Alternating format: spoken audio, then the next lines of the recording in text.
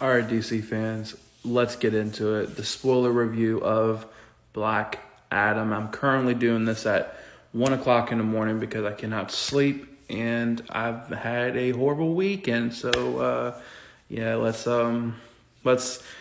ignore reality for a couple of minutes, shall we? So for the most of this weekend, I kind of went out and ventured out and tried to consume a bunch of everyone's reviews and opinions, hearing them out from, people that didn't like the film, people that loved the film, and it seems very divisive, but not in a very toxic way that a Star Wars fan base would be. It's kind of been chill, kind of fair. There's been the here and there fanboy, basement dweller type person, but me personally, how I feel about this film, and if you see my out of the theater review, you would know a little bit about it. But me personally, I think when it comes to the story definitely falls flat. Here's the thing: when I went into the theater, like going into this film, I wasn't expecting it to be like a Logan or a Dark Knight or even the Batman. I knew the story wasn't going to be concrete. I knew the story wasn't going to be, bam, bam, bam. It was literally, I went into it thinking, I just know this film is going to be nothing but action and action. And that's it. Just Black Adam going freaking berserk. Even though I feel like they still didn't push that. I feel like they could have done more with that. But I think it comes down to your expectations for this film and when you're going into it. If you're expecting this film to be even Man of Steel, you're not going to get that. If you're looking for a classic, typical action film, like the story kind of taking if they're basically benching the story and focusing on the action and the kind of the shock value of the action, and the twist, the plot twists are not really plot twists. They're kind of like not really oh shit, like Luke, I'm your father type twist. It's not, it's nothing crazy. I do love Dr. Fate. I've seen some people not like Dr. Fate, and I'm kind of interested to see what people feel about that. Me personally, I think Dr. Fate stood out the most in this film. I actually liked Hawkman. I know some people say he was corny. Me personally, I liked him, especially his back and forth with Black Adam, but I liked his character. Stick around for part 2, and thank you for watching. Welcome back to my part 2 of my spoiler review of Black Adam, and let's get into it. So let's talk about the score for a second. I've always said in many of my movie reviews, or even TV show reviews, that if the score was not matching the vibe of the film or exceeding the film more or the show, that me personally, I'm going to have a problem with that. That's going to really bring me down as a audience viewer, just a fan of it. So when it comes to the score of Black Adam, the only thing that's really memorable is literally the main theme for Black Adam. And me as a fan of scores, I just didn't care for it. It's not bad. It's a typical, that's the thing about this film. It's very standard. A standard superhero film. It's nothing, crazy amazing. It's not something that shit poor like a Batman and Robin type film. I'm sorry if you love Batman and Robin, but if you love Batman and Robin, then I have to question your lifestyle. But yeah, it's like literally the mid. Everyone throws around this term mid.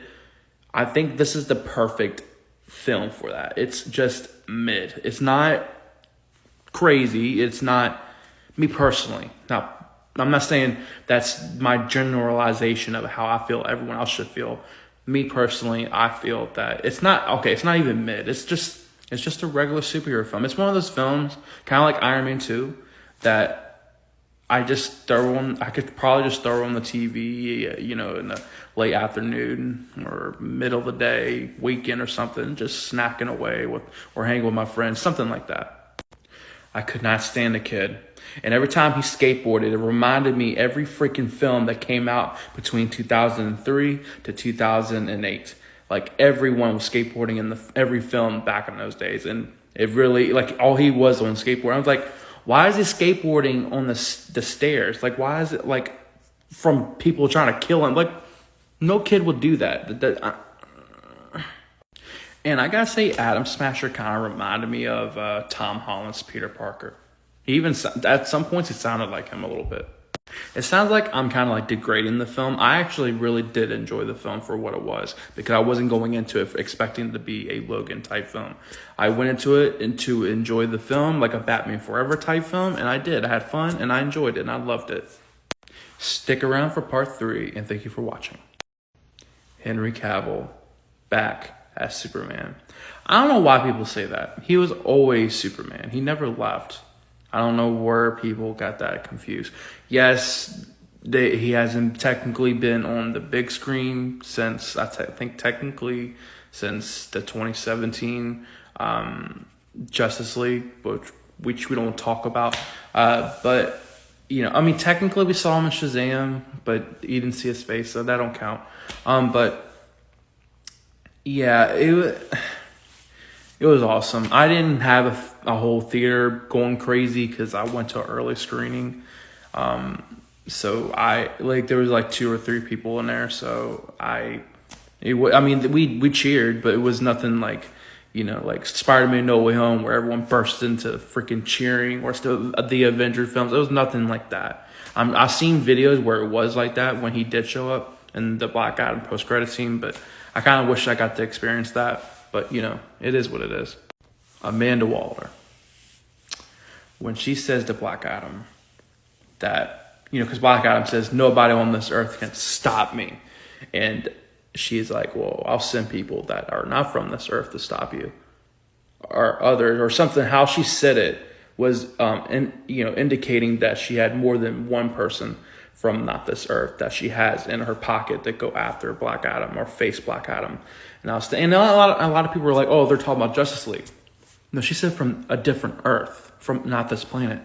And the only one we've been introduced that would be on, you know, in Amanda Waller's pocket, you know, because yes, the Suicide Squad, but none of them were from a different world. I mean, the Flash technically, if you want to get into in Shazam, but besides Shazam, like they're not going to send them to go after Black Adam. They're going to send the most prominent, most powerful person they've known, or God, is Man of Steel, Superman. But it makes you think, who else would that be? Martian Manhunter. And the only time we've seen Martian Manhunter in his full form is Zack Snyder's Justice League. Is that a bit of a stretch? I don't know. They know what they're doing. They're teasing us. But we'll find out in the Flash film, hopefully. The comedy was okay. The action was awesome. The story was there. The acting was okay. Sometimes corny, especially for the kid, and sometimes Hawkman. But overall, I enjoyed this film for what it was. And it was just a plain superhero action-packed film. And I loved and enjoyed it. I give it a 6.8 out of 10. I give it a 7 for Henry Cavill. Call me biased. Sue me.